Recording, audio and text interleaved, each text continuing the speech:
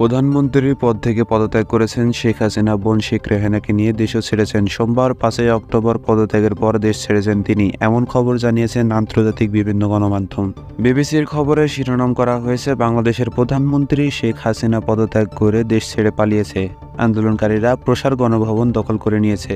Al Jazeera বলছেন, একটি সামরিক হেলিকপ্টারে করে শেখ হাসিনা দেশ ছেড়েছেন। তার সরকারি আবাস গণভবনে হাজারো মানুষ ঢুকে পড়েছে।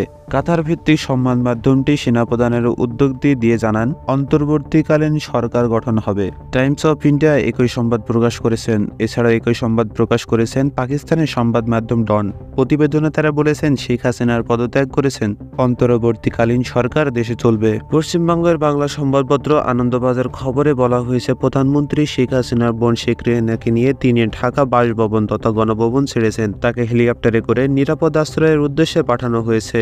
বাংলাদেশ সেনাবাহিনীর হেলিকপ্টারটি ত্রিপুরা রাজধানীর আগরতলার উদ্দেশ্যে নিয়ে যাওয়া হয়। তবে অন্যান্য গণমাধ্যম অথবা খবরে তিনি সেখান থেকে দিল্লি যাচ্ছেন।